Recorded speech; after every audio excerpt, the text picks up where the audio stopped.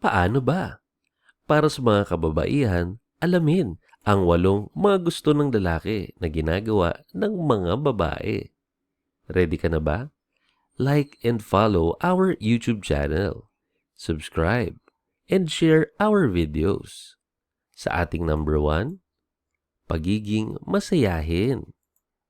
Gusto ng mga lalaki na masayahin ang babae.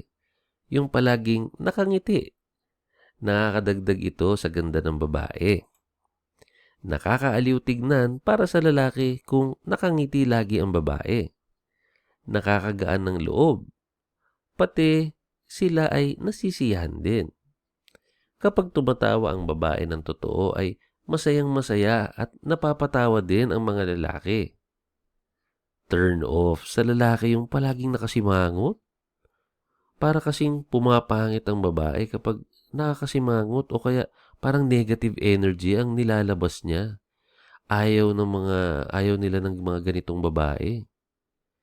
Dumarating kasi ang tao sa pagkakataon na nakadepende ang kanilang kasiyahan sa kanilang kausap or kasama. So kung ang kausap nila ay malungkutin, masyadong madamdamin or laging nakasimalmal, laging nakasimangot, naku, parang hindi sila gaganahan na makasama yung tao na yun. Pero kung lagi silang nakangiti, masiyahin, lalo na pag tumatawa ka sa mga jokes niya, naku, talagang mas ganadong-ganado yun. Sa ating number 2, pagiging confident. Nakaka-attract din talaga sa mga lalaki ang pagiging confident ng babae. Yung kaya-kaya niyang dalhin ang sarili niya. Nakakaganda rin ang pagiging confident dahil lagi kang nakangiti. Ibig sabihin, tuwid ang likod mo at hindi ka nakaslouch. Kapag confident ka, maganda rin ang pananamit mo. Proud ang lalaki na ikaw ang girlfriend o asawa niya dahil confident ka sa sarili mo. Hindi ka nahihiya at walang pwedeng mag-down sa'yo. Dahil dito, nagiging confident din sila sa'yo at ipinagmamalaki ka nila. Meron talagang mga ganitong klaseng bagay na akala natin ay hindi big deal. Pero importante pala na meron ding certain amount of confidence na dapat meron ka bilang isang babae para maging mas masaya ang lalaki. Tip number 3, ladylike o pagiging mahinhin. Maging confident ka pero huwag yung sobrang independent at confident sa sarili na parang hindi mo na sila kailangan. Nakaka-intimidate kasi sa lalaki yung tipo ng babae na sobrang strong. Sobrang strong ng personality. Kapag ganoon kasi, na-overpower mo siya. Hindi na siya magkakalakas ng loob na ligawan ka at magbaback out na siya sa'yo. Gustong-gusto kasi ng mga lalaki yung mahinhin at tila fragile na babae kasi gusto nila yung mga pinoprotektahan sila. Gustong-gusto ng mga lalaki na sila yung mas malakas sa relasyon. Kaya minsan, kunin mo rin ang kamay niya at humingi ka ng tulong sa kanya. Merong mga lalaki na ayaw nila yung masyadong confident na babae na umaabot na sa punto na parang kahit wala akong jowa or wala akong boyfriend, kaya ko sarili ko. Yung mga masyadong independent yung dating. Ang hirap para sa lalaki na sumabay sa ganong klaseng babae dahil ang magiging challenge para sa kanya is kailangan lagi niyang mas sobrahan. Lagi niyang mas kailangan higitan ang pagiging strong ng babae. Kadalasan, ang pinakagusto talaga ng lalaki ay mahinhin dahil gusto nila na ma-feel na sila ang kanilang protector, sila ang kanilang knight in shining armor. Ang hirap naman nun kung knight in shining armor na nga yung lalaki, parang knight din kung gumalaw ang babae. So kailangan yung pagiging feminine talaga ang lamang. Next step, mature kung mag-isip. Ayaw ng lalaki ng isip bata.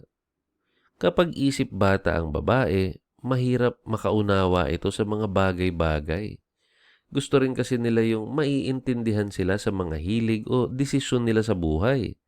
Halimbawa, kapag gusto niya ng oras para sa sarili niya, pagbibigyan siya ng babae dahil nauunawaan ng babae na kailangan niya din ng personal space. Kapag isip bata kasi ang babae, parating sarili na lang niya ang iniisip niya. Gusto rin ng lalaki minsan yung sila rin ang inuunawa at iniintindi. Ayaw din ng lalaki sa babae yung sobrang silosa o clingy.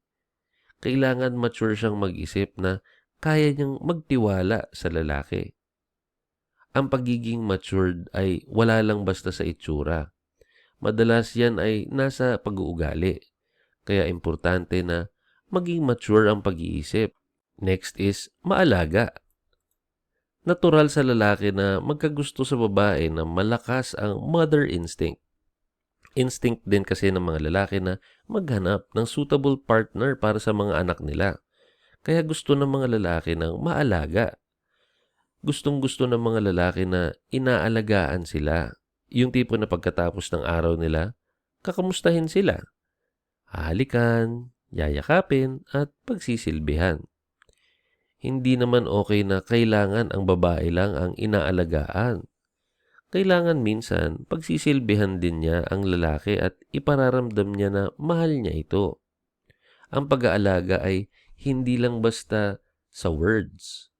Maganda kung meron ka ring mga acts na ipaparamdam mo sa kanyang inaalagaan mo siya. Pwede mo siyang pagluto, pwede mo siyang tulungan sa kanyang mga gawain.